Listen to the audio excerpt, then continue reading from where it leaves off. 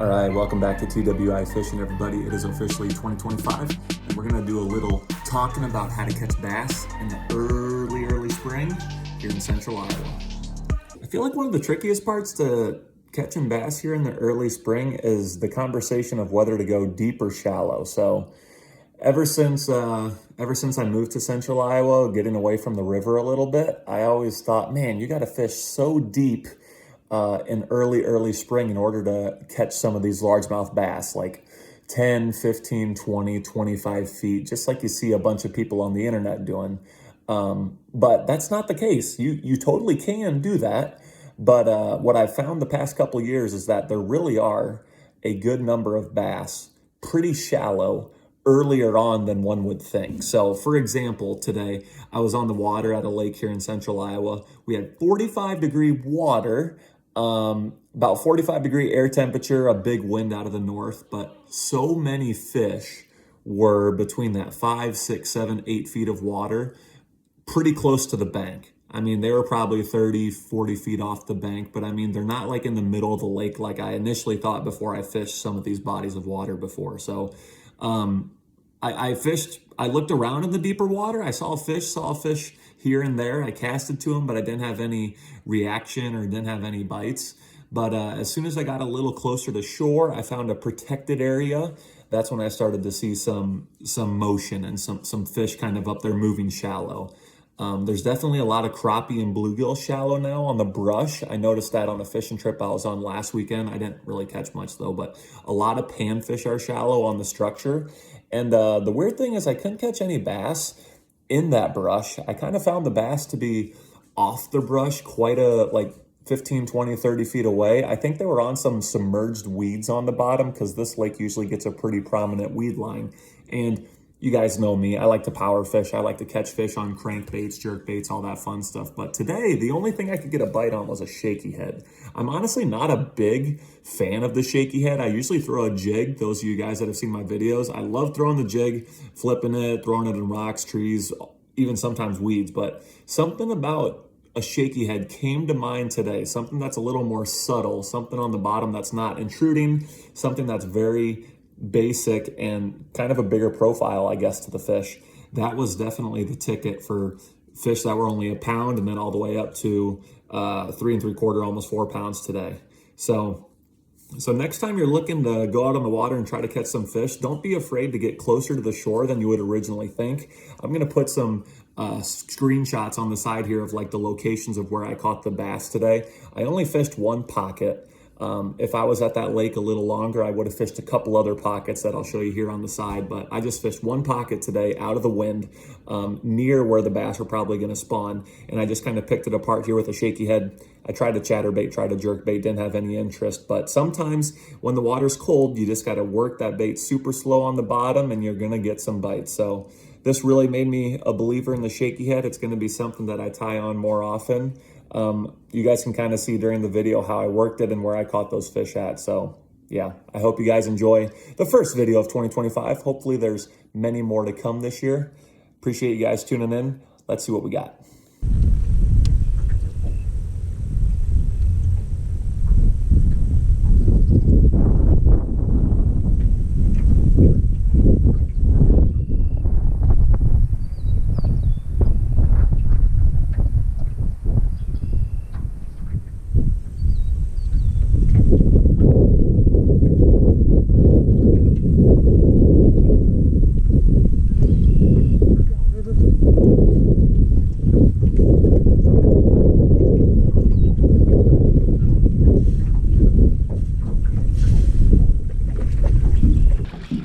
Finally, buddy, I got one.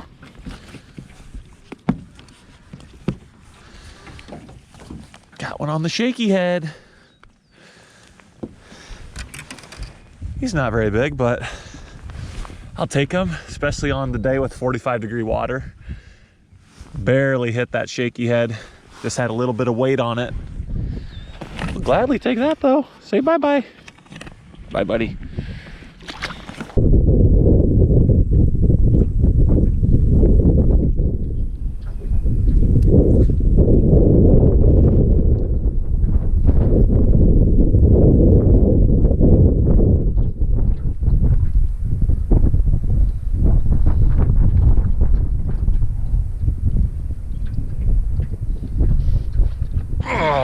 That guy hit it hard.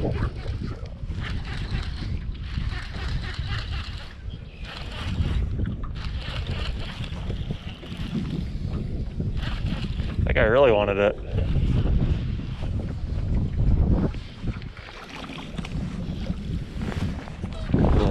Little keeper. He smoked it though. At number 3. Number 3, Ruru.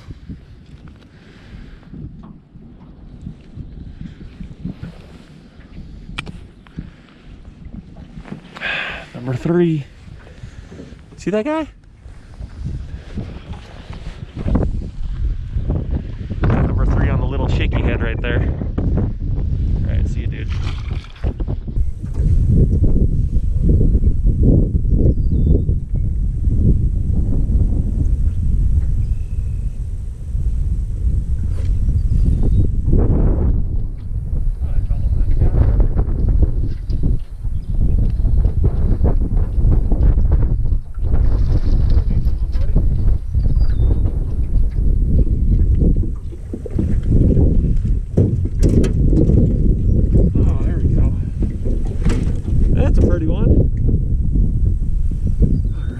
Beat up. Got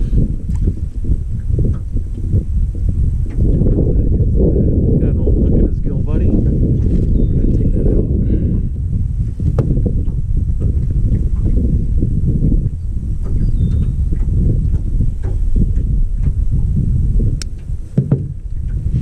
That's a nice looking fish. Number 2 of the day.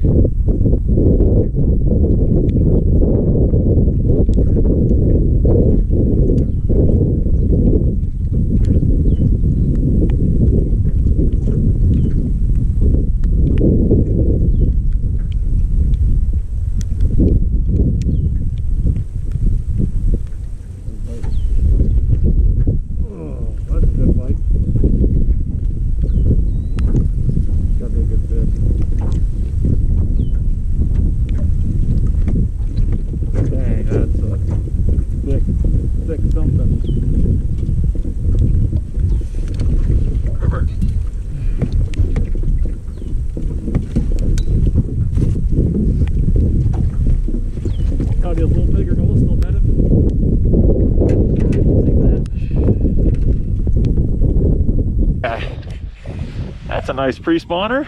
Sweet. Got some salad in his mouth too. He felt like a big one, even though he's probably only 2.5 or so. We're gonna get a weight on him though. That's a good one. 229.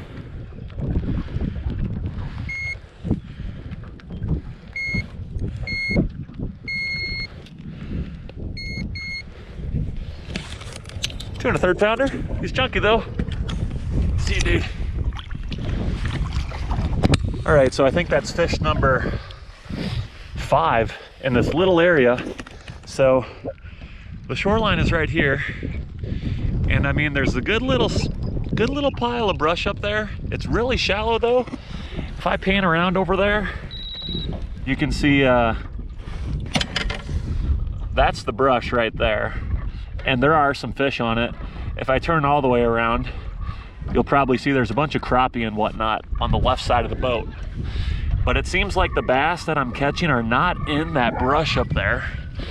They're kind of off to the side over here. So while I'm not necessarily seeing the fish eat my bait, when I am spot locked right here, my motor naturally just kind of pans around to hold me from the wind. You can see there's a couple of little bumps on the bottom, which now I know for sure are bass. I'm probably not gonna, well, like there's 2 right there. There's 2 bass probably right next to that brush. But again, I'm kind of looking up in this general area. I don't necessarily see any at this exact moment, but they're kind of right here on the edge. I don't know, that's probably 7-8 feet of water. I'm just kind of dragging this little shaky head right here with a zoom trick worm, and then kind of like an EWG style shaky head. That's what's getting the bites. It's definitely chilly water. We only got 45-degree water, and it's 3rd week in March here in Iowa. And I'm guessing when the weather gets a little nicer, those bass are gonna spawn up here in this cove.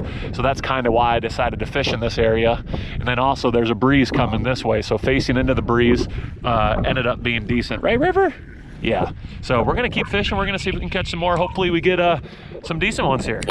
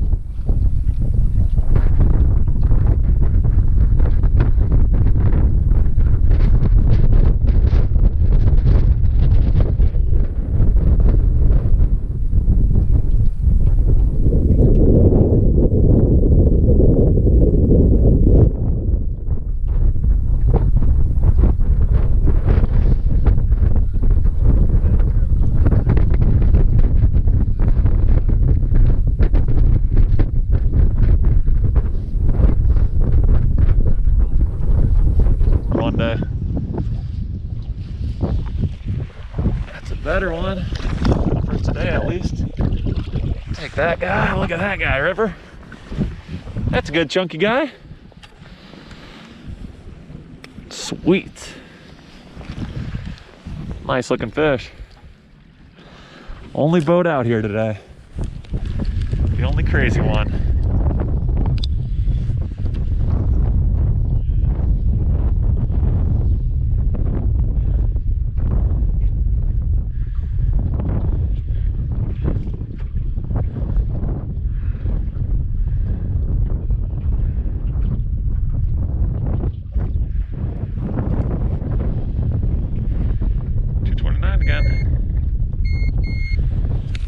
Same as before. All right, see you, dude.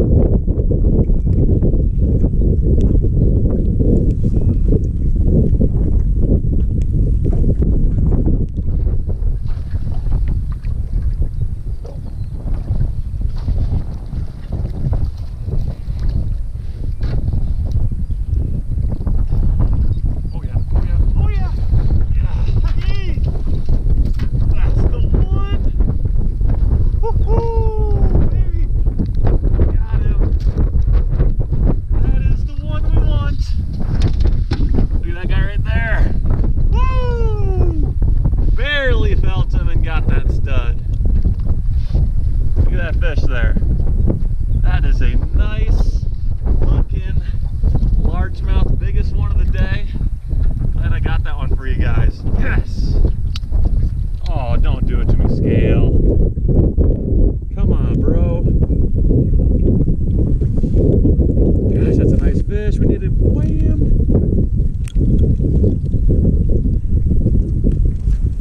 I don't think we're gonna get a weight on him. It's gonna be how it is. Oh, there we go. Okay. We got the scale. Okay. 3 something. Come on, buddy. That's a nice looking bass. The scale's a pile.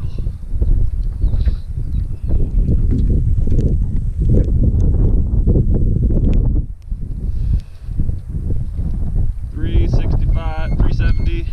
Well, $370. Should be a little bigger, but he's long. It's a good looking fish. Hit it. All right. He was way up there in that shallow. It's not even that deep in there. It's not even deep, but he was there. That's all that matters. Right, River? That's all that matters.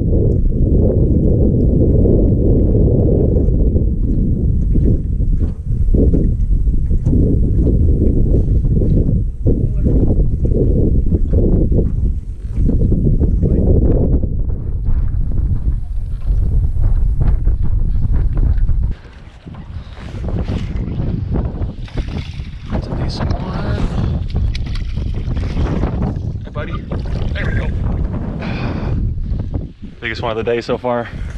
Yee! There he is. On that shaky head. Nice. That's a solid fish. There we go for the video. All right.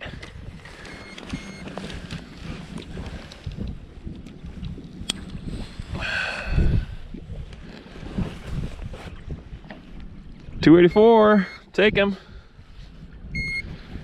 284. Take that guy. All right, time to let you get bigger, buddy. Enjoy your Sunday, Mr. Football.